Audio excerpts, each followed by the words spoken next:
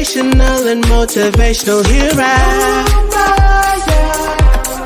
Clubhouse. Get a better mindset and set your goals here at Clubhouse. Educational things you need to know here at Clubhouse. Like credit, home, buying loans, and much more here at Clubhouse. The space for education, motivation, and inspiration. Clubhouse. The space for education, motivation, and inspiration. Clubhouse.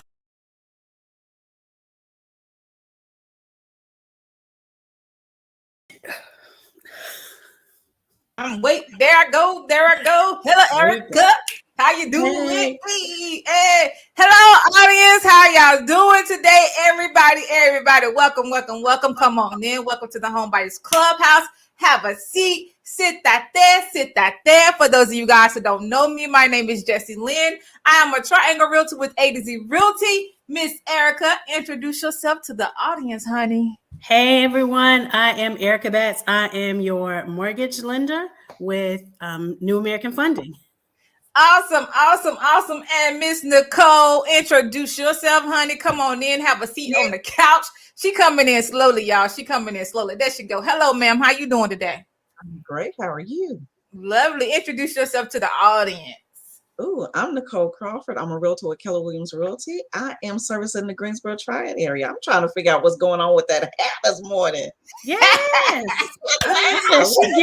She giving us sassy today. Yes. Yes. I had to go short, This is my what is it called? My alter ego. That's what it is. Oh, okay. I had to pull out today, Okay, Yeah. go ahead on. Go hurt something. I just told Erica, I said my whole office smelled like burnt hair. I burnt my bang out this morning. We'll talk about that another day. Anyway, y'all, today we are look, the crazy part is I've had people in and out of this office today. For some reason, it's like they knew somebody sent out a message that Jessie just burnt her hair out today. And like my whole office smell, and I burnt my hair upstairs. The whole office smells like burnt hair. So it's all good. We making it, we on Wednesday we talked about how to just what was it called, Erica? Overcoming obstacles. Overcoming. I overcame it, honey. I overcame it. It's okay. My bang is a little bit thinner, but it's all good. You know what I'm saying? It's still cute though. Anyway, look, y'all, today we are talking about contracts. Of course, in the real estate process, you're not going to be writing your own contracts. You're going to have the real estate agent do the contracts for you, but you have some people out here in the world who think that they can do their own contracts. So before we get started, Nicole, let's tell them why it's important to have a realtor represent you throughout the home buying process. Well, I think anytime you're dealing or investing in something big, and this is a major purchase, you should always have a professional, just like you would want to have an attorney when you're going to do other things. You want to have a real estate professional that can be there to guide you. We've done multiple transactions. We know what to look for. We know how to fill out the contracts. We know how to make sure our deadlines are met. And there's things that could go wrong that we can help advocate for you during that process. Yes. And let's also, before we even get into it, what's the difference between are all real estate agents realtors, or are anybody selling real estate, are they licensed? Erica, you can answer this. Nicole, you can answer this. So it's like three different things. You have people that's out there buying real estate. You have people that's licensed to sell. Are they all realtors? Explain the difference to the people that don't know and don't understand. I'm gonna let Nicole handle that. Not all of us are realtors. So question number one, do you have to be licensed to sell real estate? No, you do not. Right. No, you do so not. you have to be licensed to sell real estate, but everybody selling the real estate ain't licensed. Now it depends on what we're selling. So if I'm selling my own home, I don't have to be licensed. Okay. Okay. Now, as far as realtors, now, if I am putting you into the MLS, I have to be licensed. I do have to be licensed. Yes, yes. So realtors, they follow a certain ethics compared to a Absolutely. licensed, just any licensed real estate agent. You have some people that's like you said, they have their own properties, they do for sale by owners, they're not licensed. And then you also have people that wholesale properties as well. They are investors and they're not Right. selling that property itself, they are selling the contract. It's something that's called an assignment. So you guys need to understand what you're buying when you're out here purchasing a home, or when you're talking to these people. And same thing whenever you go to these new construction sites, they don't represent you either. They represent the seller. Okay. So y'all need to understand that there's something that's called a seller agent and a buyer agent. And we can talk about that right now too. Somehow we always get off, but we got to get to it because y'all need to understand what's going on whenever we do it. Okay. So seller agent versus buyer agent. What's the difference? So the biggest difference of who you're representing. So the seller's agent is representing the seller. The buyer's agent is representing the buyer. So you do have both sides of the contract of the transaction, and you need to know who's representing who. So when you walk into a on-site builder's office, that person sitting in that chair is representing the seller. They are there to make sure that the builder gets what they want, that they get the money they want, and at the end of the day, that's who they're covering in that transaction. But we talk about this a lot here. We always say represent. What does that mean? Because a lot of people don't understand how grimy real estate can get. They think it's just as simple as I want to go in here and buy this house. Explain to them how grimy and how dirty real estate can get at the end of the day. Honey. When we y'all don't see it because y'all got agents. Yeah. So when we say represent, we mean that who's advocating on your behalf. And I've seen transactions where people do walk into on-site and that on-site agent is helping that client. So I won't take anything away from what they do, but their loyalty is not to you. It is to the person that is paying them. And in that case, it is the seller. So you have to make sure that you have a contract between the person that is supposed to be advocating for you. That means that if you are my client, we have a contract between the two of us that says I am there for you, and that's my job. Audience, how y'all doing today? All right, let's hold on now because hold on because we're gonna get into these contracts, but I need them to understand that just because it's not new construction, also that seller also just because they're nice right now, they're smiling, they're talking to you right now. Hi, buddy, I want you to buy this house. Best friend, love you to death.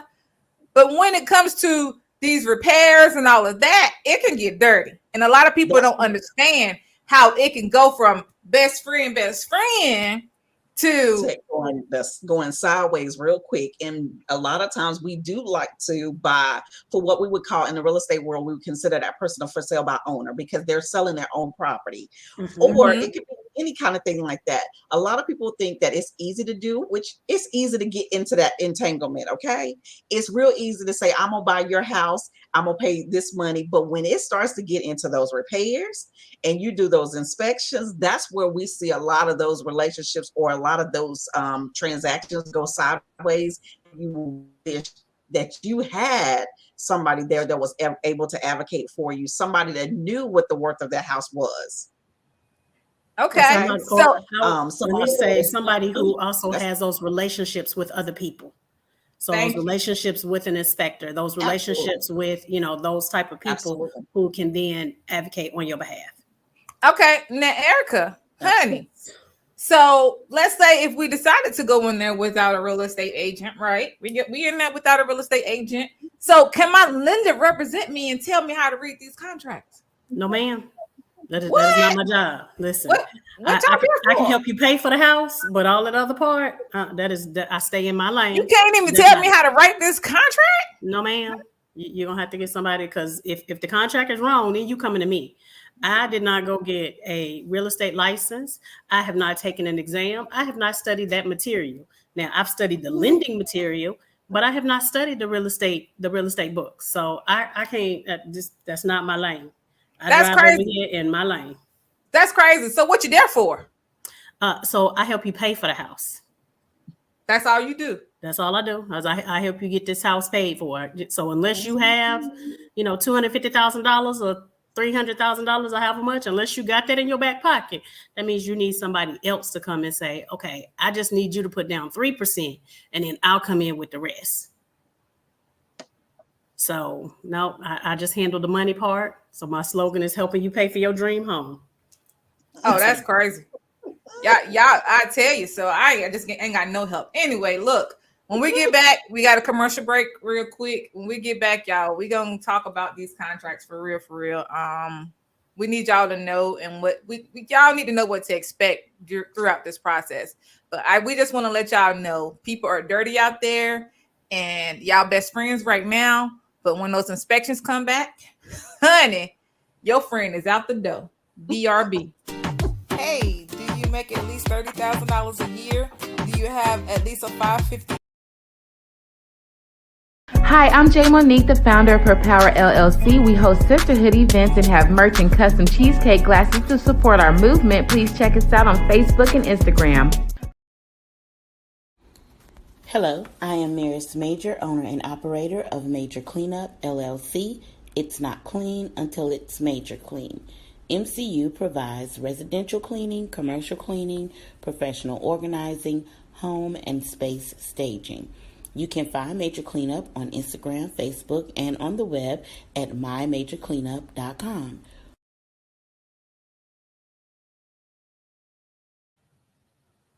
We are back. So today we are in our book, the Home and Credit Recipe Journal.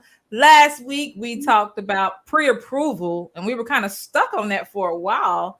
And we also talked about the week before, we talked about the lending process, your lenders, what to expect and how to prepare, right? So we're just kind of going in order. So right now you are pre-approved in what's now. But before, again, I just said we were going to talk about these contracts, but we need to talk about these 10 commandments to buying a house. And the crazy part is I don't even have them up on my screen. But ladies, if y'all can roll them off the top of y'all head real quick while I see if I can pull them up. What's the 10 commandments to buying a house? What are the things thou shalt not do? Listen. I was gonna say, you gonna try to get me to roll it off my brain with a migraine. Right. Look, I know well, that. Okay. Well, let's talk about this then. Let's talk about this. What do y'all tell y'all clients when they go out there and buy a house? What do y'all tell them? I tell them, see, I don't know if mine are the same. Mine are. They actually are purchases. They are. They're the same. Okay, don't make any large purchases. Uh-huh. Don't go out here and look. Don't co-sign for anybody. Don't go out here and get new credit. Uh-huh. One of the do's is give me all the information that I request. Please understand that I'm not in here just looking for. It's not that I want to get in your personal business. I just need to get this loan cleared. She said we ain't gonna talk about what not to do. We're gonna talk about what you need to do. I'm all about positivity. I'm being positive. Listen, I need this information so I can get you to the closing table. All right. So number 1, thou shalt not change jobs, or become self-employed. I can't even talk. Employed or quit a job. We talked about this last week. Thou shalt not buy a car, a truck, or a van, because we got to be clear. Because some people say you said don't buy a car. Don't or a motorcycle or a timeshare. Thou shalt not use credit cards excessively or let current accounts fall behind. Thou shalt not spend money you have set aside for closing. Lord have mercy. We're going to be looking at some GoFundMe accounts out there, honey. And then you're going to have to explain where you get that money from. Thou shalt not omit debts or liabilities from your loan application. Erica, yes. Tell them, honey. And thou shalt not buy furniture on credit. Thou shalt not originate any inquiries on your credit, miss. It's okay if I go add this thing on my credit. And thou shalt not make large deposits without checking with your loan officer. I feel like I'm past 10. Thou shalt not change your bank accounts, and thou shalt not co-sign on a loan for anyone, honey. Most of this stuff is in this book right here, Home and Credit Recipe, hcrjournal.com. Anyway, moving on. Contracts, y'all. We're talking about contracts. All right. So before we get started, are all real estate contracts the same? License, Nicole? No. No. No. So, and we have to clear it up because some people don't understand. When you're buying, it just depends on the type of house you're buying. You have manufactured homes, you have regular homes, you have new construction properties, you have land, we have commercial properties. It's a ton of real estate contracts. So it's very important to make sure that you're getting the right real estate contract. But whenever you write these contracts, the first thing we need to do is we're going to pull some comps for you. And we're going to say what you want to offer. So why we ask you that? And what are comps if y'all want to elaborate? What are comps? Shows you the comparable So homes. comps is that's it. Go for it, Erica. I was saying it just shows you the comparable homes. Like, so I can say that my house is worth $500,000 because I feel like it's worth $500,000.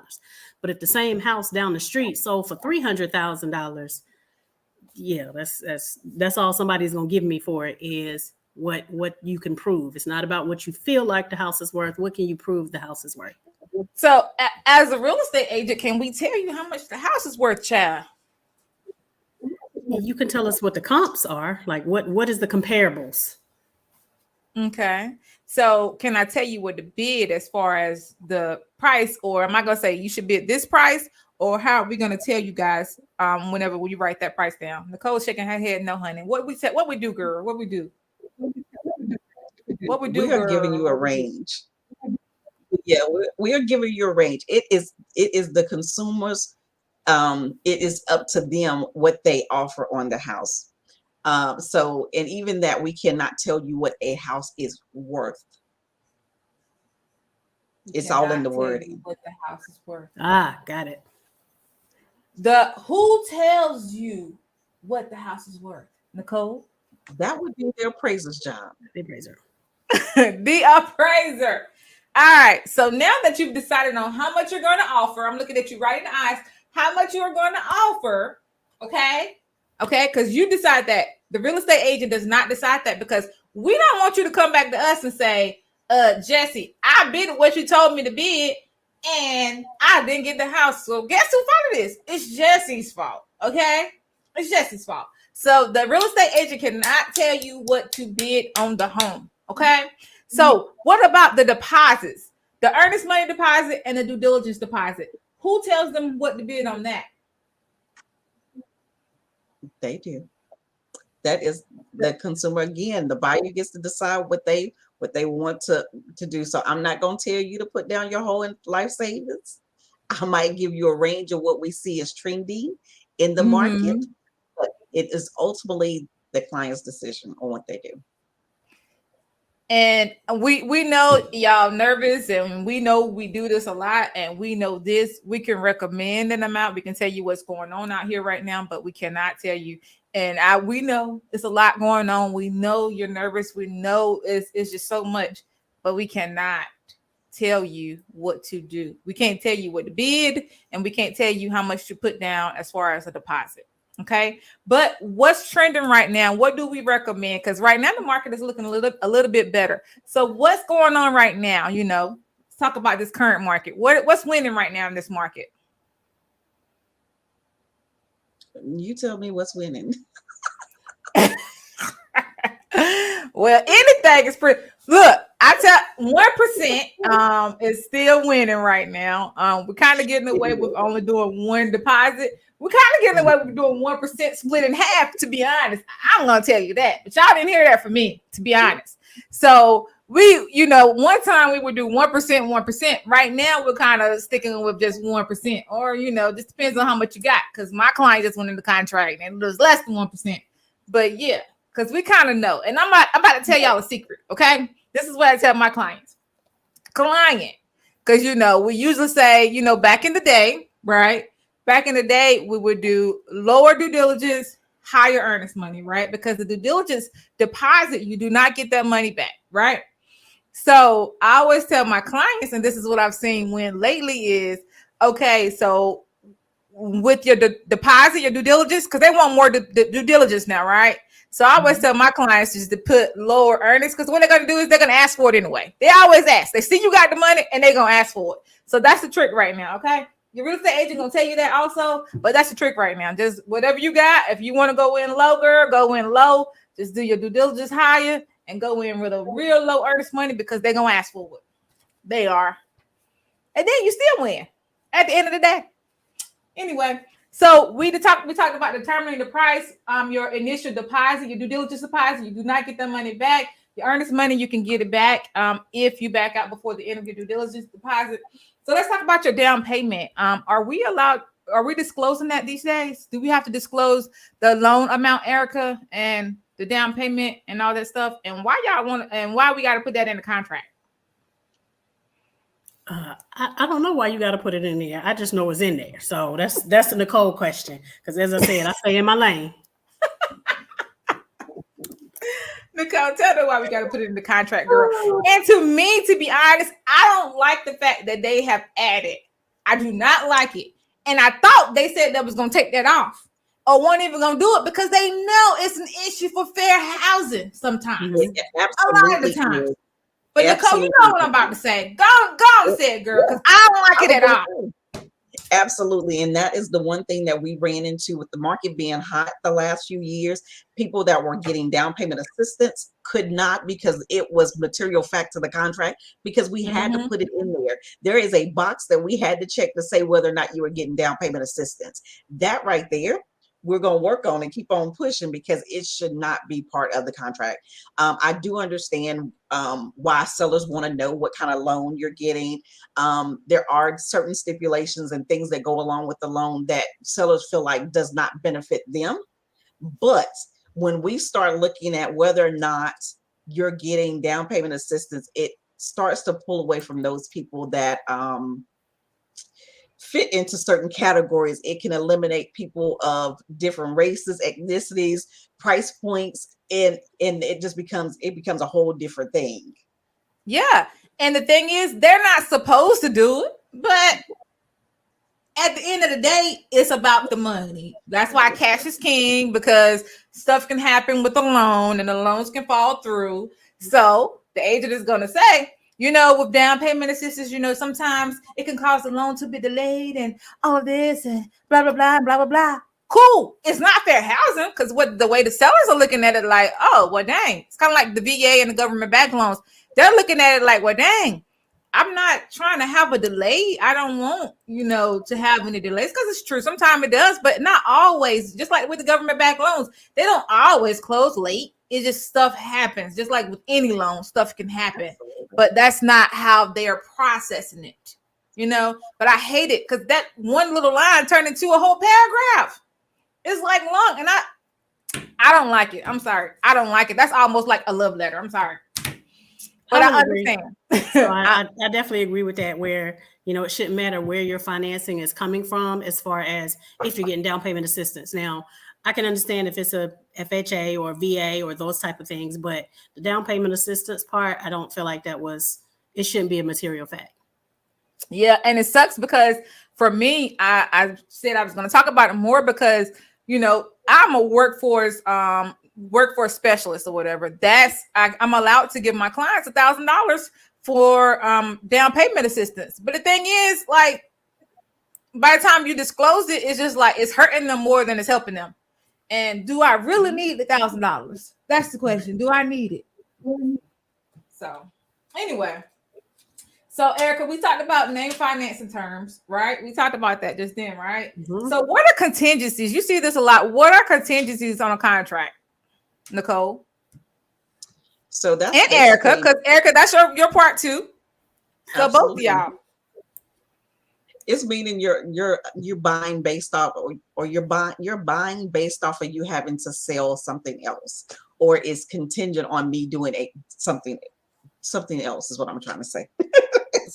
Poor Nicole, she's struggling today, y'all. Well, a lot of times you can't afford 2 house payments, the house you currently live in, plus the house that if you have a payment on both, you have to be able to afford both of those, and that's why we do a contingent offer. So that's saying that if you are able to sell house A, then you can afford to buy house B.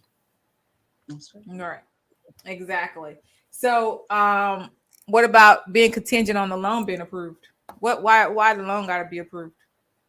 Because we already pre-approved, so what we got to wait on? What we waiting They on, are girl? pre-approved, but sometimes things come up. That's why when I say, you got to be honest with your lender. We need to know what's going on. We need to know that you had past due child support that may pop up, or we need to know that you have student loans that weren't on your credit report, but you owe those things. So those are the things that we take into account. Clear title is a contingency. You have your attorney, your closing attorney. They're working on that also because they're making sure that the seller don't have any crazy stuff that's hidden out there and it pop up later. They're doing their title work. They're checking your stuff too, so you won't get out of the way to closing. And you got these judgments out there with your name on them. So we're just trying to make sure everything is good and we don't want any hiccups to come along the way. So that's why you see this whole under contract, this whole pending, because people want to know what does contingent mean? What does under contract mean? What does that mean? And sometimes it just depends on the MLS, but a lot of the times it's contingent upon the loan being pre-approved, the loan being approved or whatever. So something else you need to include, and this is what we always talk about a lot whenever this is the first thing we ask you whenever you make an offer is, do you have a pre-approval letter or you want to see a house? Because with this offer and this contract, you need to attach that same pre-approval letter. Okay, cool. The seller could take your word for it.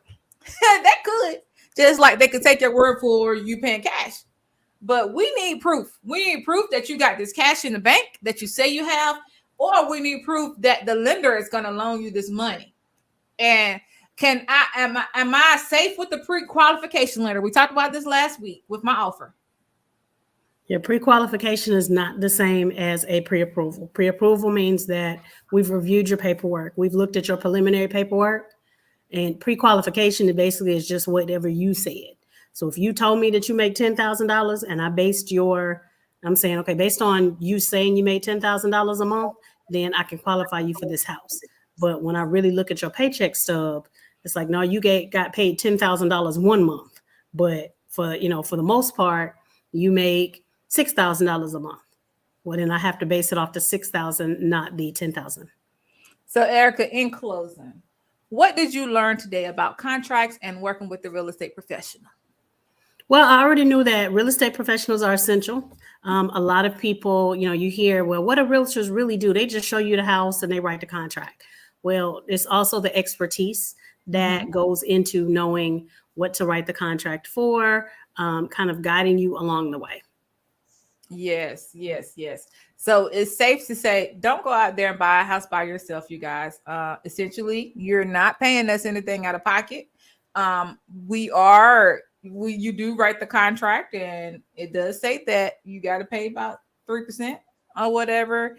But the seller normally pays us. The seller normally pays the real estate agent, as long as you do your part and you communicate and you don't try to sneak behind the realtor's back and go look at some properties or go into a new construction site or anything like that. You'll be fine. You won't have to pay us anything. So, yeah. And that's what's in your contract as well. That's your buyer agency agreement. But like Erica said earlier, just make sure you're communicating. We are here to help you guys. We have your back 1,000%. You have a lender right here. You have a real estate agent right here. You have a real estate agent right there. We are here. We are here to have your back. And at the end of the day, we are a team. And it's very important and it's essential that you communicate all the way. You're changing a job. You're thinking about changing a job. You need to communicate. I wouldn't do it. But you need to communicate. You need to communicate everything. Remember the 10 commandments. If you don't know anything, if you forget anything about buying a house, you want the contract or you think about buying a house, you need to remember the 10 commandments of real estate. Stick to them. You can break all those rules once you get the keys to your property. Y'all got anything else y'all want to add before we go? I was just going to say, I think a lot of people do think that we just show houses, but when you go through this process by yourself, you realize that having a partner, because that's what we are, we've partnered with you to be able to discuss things that have come up, to be able to help you see things before they happen, to help talk you off the cliff before you jump and terminate a contract, what the repercussions of that is. That's what we're there for. I tell people we're not just realtors. We become psychologists. We become your good friends. Oh, I'm sorry.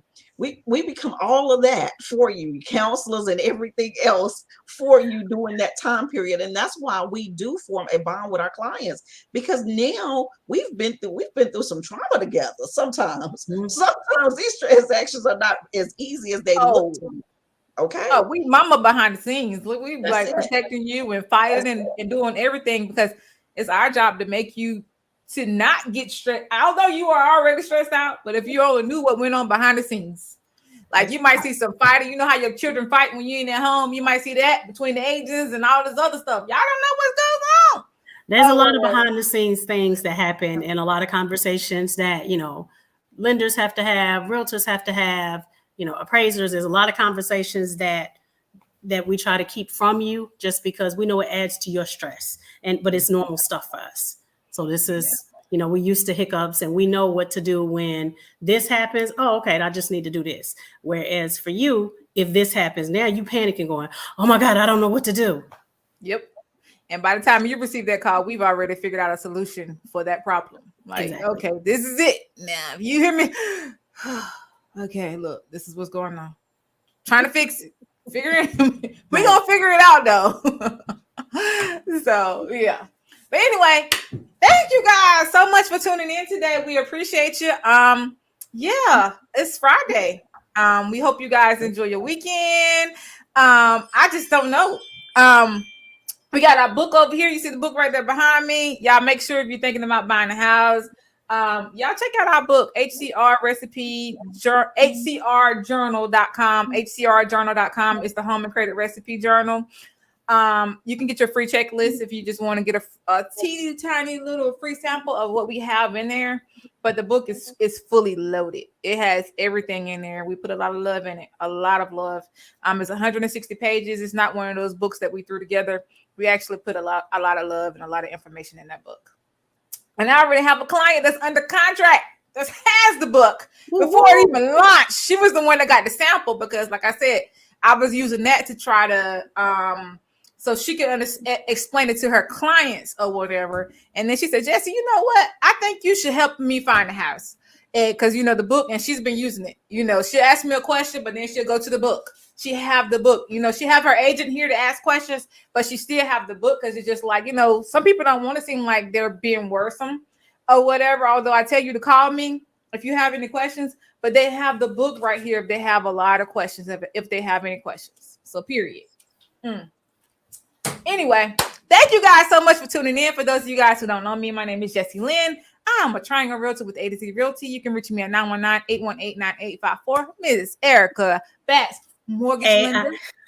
I am Erica Batts. I'm your mortgage loan officer with New American Funding. You can reach me at 919-608-7916, or you can reach me at ericabats.com. Miss Nicole Crawford. I'm Nicole Crawford. I'm a realtor with Keller Williams Realty, servicing the Greensboro Triad area, and I can always be reached on my cell, which is 336-457-3007. You guys, y'all can reach us in the Clubhouse at www.thehomebuyersclubhouse.com. You can also find us on Facebook in our private group and on our page at Homebuyers Clubhouse. You can also find us on YouTube at The Homebuyers Clubhouse. We hope you guys have an awesome weekend. We'll see you guys on Wednesday, and we'll talk to you guys later. Bye-bye.